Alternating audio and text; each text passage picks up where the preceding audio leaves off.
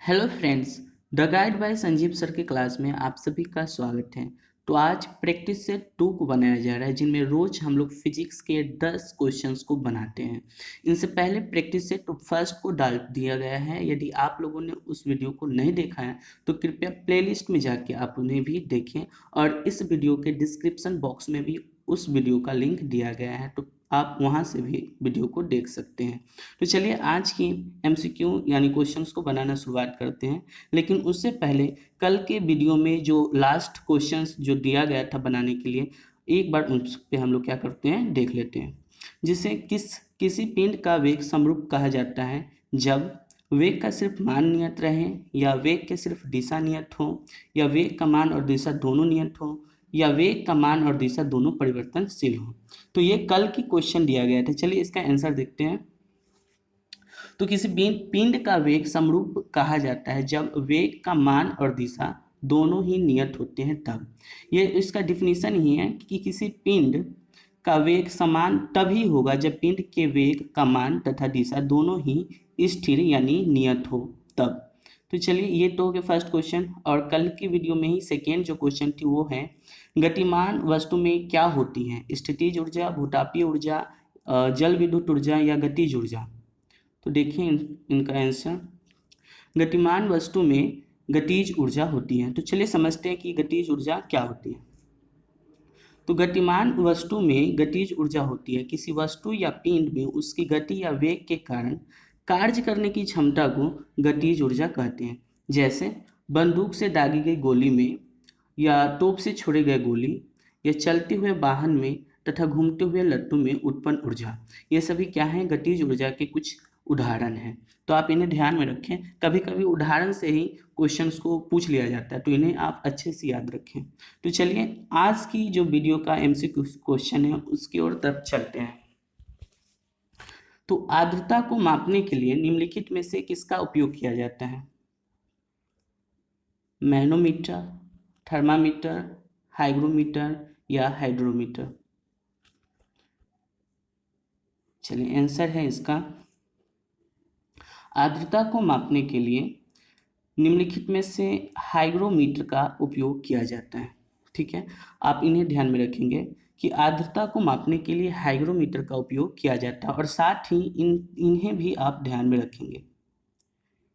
ये भी प्रश्न में पूछते हैं, जैसे मैनोमीटर का किस चीज़ के उपयोग में इनका किया जाता है। जैसे मैनोमीटर का उपयोग होता है दाब मापने के लिए, और थर्मामीटर का उपयोग कहाँ होता है, तापमान मापने के लिए, और हाइड्रोमीटर का उपयोग कहाँ होता है, द्रव के घनत्व की माप के लिए। तो ये भी आप ध्यान में रखें, सीधा सीधा क्वेश्चन पूछ लिया जाता है कि द्रव के घनत्व को माप के लिए किस यंत्र का इस्तेमाल किया जाता है, तो हाइड्रोमीटर का इस्तेमाल किया जाता है। तो इन्हें आप याद रखेंगे। चलिए तो आज का नेक्स्ट क्वेश्चन, इन्हें जरा ध्यान से समझेंगे। ये क्वेश्चन बहुत ही खूबसूरत क्वेश्चन चुना के लिया गया, आप इन्हें अच्छा से बनाएं। जैसे क्या है देखिए, एक अभिव्यक्त कथन होंगे और उसका क्या होगा, एक रीजन यानी कारण दिया गया होगा। तो आप इन्हें ध्यान से देखिए और पढ़ें। नीचे एक अभिकथन है जिन्हें ए के द्वारा व्यक्त किया गया है, और उसका जो कारण है उन्हें आर के द्वारा व्यक्त किया गया है। तो अभिकथन क्या है देखें, हम सर्दियों में सफ़ेद कपड़ा पहनना पसंद करते हैं। और कारण क्या है देखें, सफ़ेद कपड़े उष्मा के अच्छे परावर्तक हैं। तो आप इन दोनों को चूज करें कि इन दोनों में से कौन सा सुव्यवस्थित ढंग से बैठता है। जैसे ऑप्शन ए में दिया गया है कि ए सही है लेकिन आर गलत है, यानी आर उसका सही व्याख्या नहीं कर पा रहा है। या फिर ए गलत है लेकिन आर सही है। सी, ए और आर दोनों ही सही हैं और आर ए की उचित व्याख्या कर रहा है। ऑप्शन नंबर डी, ए और आर दोनों ही सही है और आर ए की उचित व्याख्या नहीं है। तो आप इन्हें कमेंट बॉक्स में ज़रूर इसका आंसर लिखें, और हम लोग इसका आंसर जानने की कोशिश करते हैं। जैसे देखिए क्या है इसका आंसर, तो बी इसका सही आंसर होगा। ए गलत है लेकिन आर सही है। ऐसा क्यों, देखिए जरा कि हम सर्दियों में तो सफ़ेद कपड़ा का उपयोग करते हैं, लेकिन सफ़ेद कपड़ा जो है वो ऊनी कपड़ों के रूप में होना चाहिए। तो हम लोग सफ़ेद सर्दियों के दिन में कैसे कपड़ों का उपयोग करते हैं, ऊनी कपड़ों को पहनते हैं। क्यों ऐसा, क्योंकि वो जो ऊर्जा को अवशोषित करते हैं और हमारे शरीर को गर्मी प्रदान करते हैं। ठीक है, तो ये इस तरह से तो गलत हो गया, सिर्फ सफ़ेद कपड़ा का बात किया गया है। सफ़ेद कपड़ा की जगह पर क्या बात करना चाहिए था, ऊनी कपड़ा का बात करना चाहिए था। ठीक है, और आर्क के बारे में देखते हैं। आर्क जो है इसमें दिया गया है किस तरह से सही है, इसकी व्याख्या समझें कि सफ़ेद कपड़े उष्मा के अच्छे परिवर्तक हैं, ये बिल्कुल है, सही बात है। अतः आर सही है जबकि ए गलत है। तो आपने समझा। चलें, तो आज का नेक्स्ट क्वेश्चन लेते हैं। निम्नलिखित कारणों में से किसका कारण बादल आकाश में तैरते हैं? निम्नलिखित कारणों में से किस कारणों से बादल आकाश में तैरते हुए नजर आते हैं? ऑप्शन ए, निम्न तापमान की वजह से, या निम्न गति की वजह से, या निम्न दाब की वजह से, या निम्न घनत्व की वजह से। चलिए आंसर देखते हैं इसका। निम्न घनत्व की वजह से। तो निम्नलिखित कारणों में से निम्न घनत्व की वजह से बादल आकाश में तैरते हुए नजर आते हैं। तो जरा डिटेल इसको समझते हैं कि ये बात क्या है। तो बादलों का भार एक स्थान पर केंद्रित नहीं रहता है, बल्कि इनका द्रव्यमान एक बड़े क्षेत्र में जल एवं बर्फ के क्रिस्टलों के महीन कणों के रूप में फैला रहता है, जिसके इनका घनत्व बहुत कम हो जाता है। साथ ही पृथ्वी सतह से ऊपर उठती गर्म वायु इन्हें तैरती अवस्था में बनाए रखती है। तो ये कुछ वजह है जिसकी वजह से हमें क्या होता है, बादल ऊपर तैरते हुए नजर आता है। ठीक है फ्रेंड्स, चलिए आज का नेक्स्ट क्वेश्चन लेते हैं। चलती हुई गाड़ी में बैठे आदमी की ऊर्जा होगी निम्न में से क्या?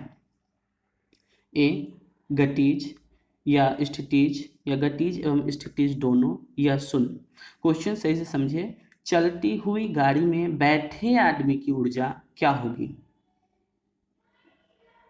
चलिए आंसर देखते हैं।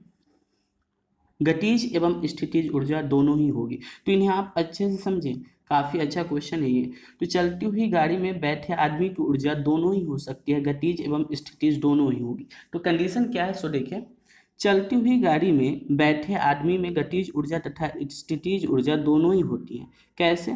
तो बैठा हुआ व्यक्ति सीट के सापेक्ष विरामावस्था में रहते हैं, ठीक है, लेकिन इसलिए स्थितिज ऊर्जा वहाँ पर क्या रहता है, नियत हो जाता है। यदि क्या है, देखो सीट पे जब यदि बैठा हुआ है कोई व्यक्ति तो विराम अवस्था में है, तो विराम अवस्था में होने के कारण उनके पास जो ऊर्जा उस समय होगा वो कैसा होगा, स्थितिज ऊर्जा होगा।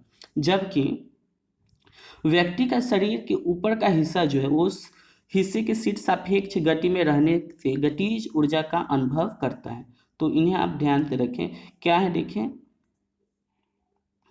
गति में रहने के कारण गतिज ऊर्जा, यानी जो शरीर के ऊपरी हिस्सा का जो उनका जो शरीर है बैठे हुए व्यक्ति का, वो सीट के सापेक्ष होने के कारण गति में रहने से गतिज ऊर्जा का अनुभव उन्हें मिलता है। तो चलती हुई गाड़ी में बैठे आदमी की ऊर्जा होगी कैसी, गतिज एवं स्थितिज दोनों ही होगी।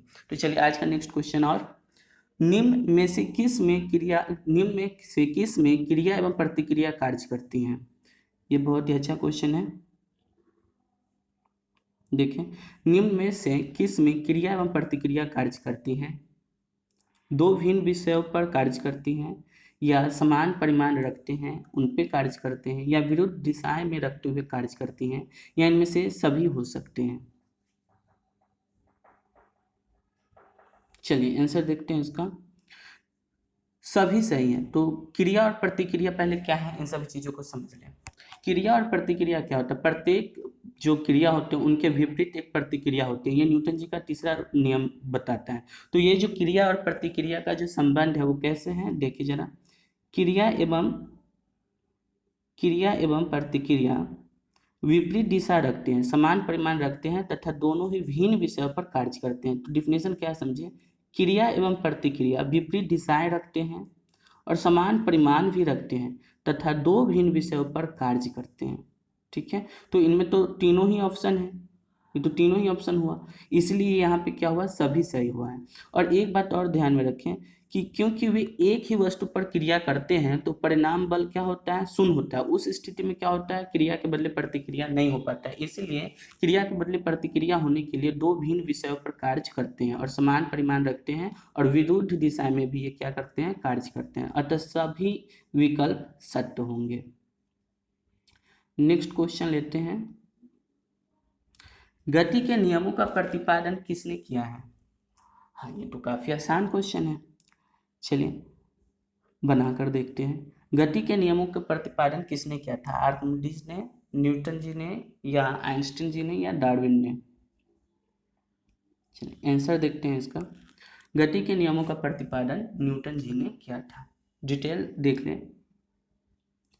सबसे पहले महान वैज्ञानिक सर आइजैक न्यूटन ने 1687 ईस्वी में गति विषयक तीनों नियम का प्रतिपादन अपनी पुस्तक प्रिंसिपिया में किया था।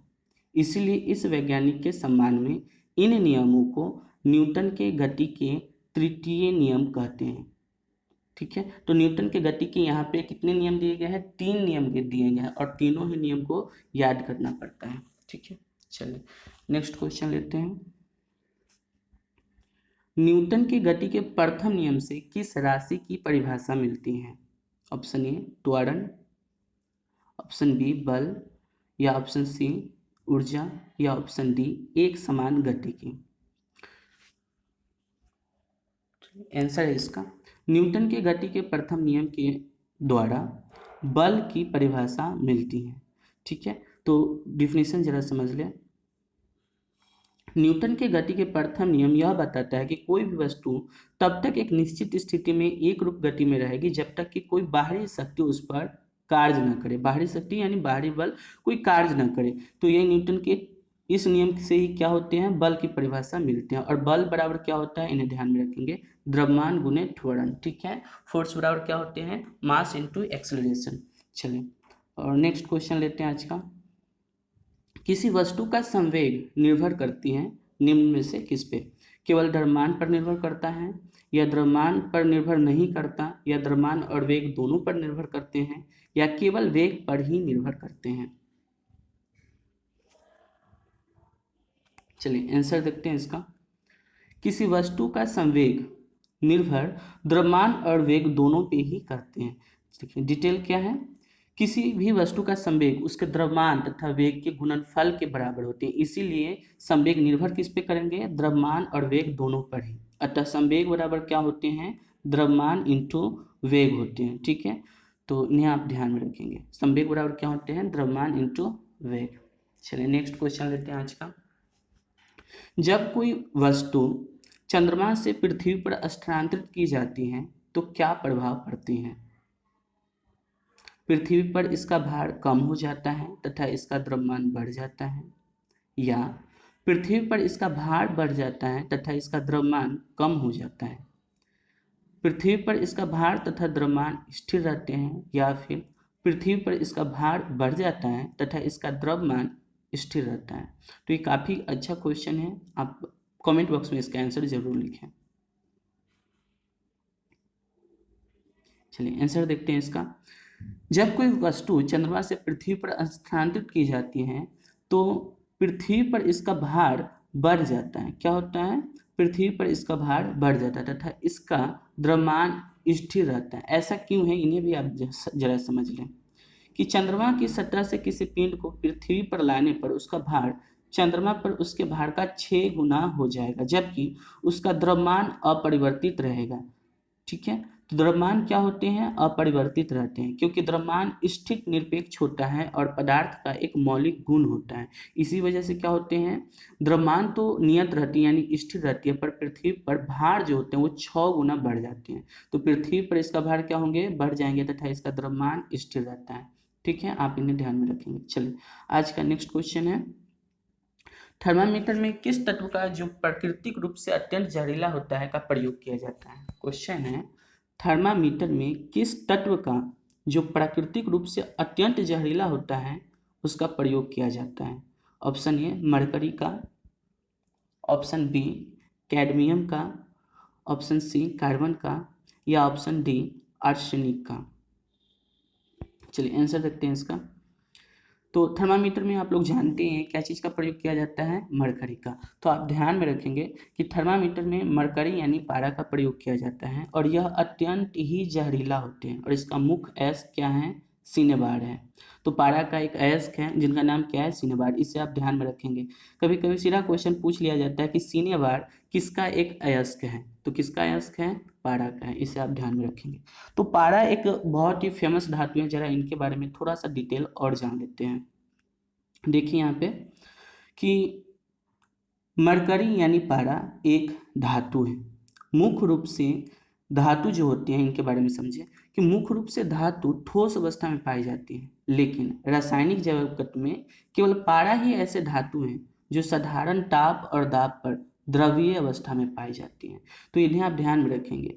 जो ये धातु हैं सामान्यतः किस रूप में पाए जाते हैं, ठोस अवस्था में ही पाए जाते हैं, ठोस अवस्था में पाए जाते हैं। लेकिन एकमात्र पारा ऐसे धातु हैं जो किस अवस्था में पाई जाती हैं, द्रवीय अवस्था में पाई जाती हैं। तो इनमें कुछ विशिष्ट गुण होने के कारण धातु जो ये पारा है इनके बारे में बराबर ही क्वेश्चन परीक्षा या एग्जाम में पूछ दिया करते हैं। जैसे पारा की परमाणु संख्या क्या है या पारा को किससे व्यक्त किया जाता है, ये सभी क्वेश्चन बराबर ही देखने को मिलते हैं।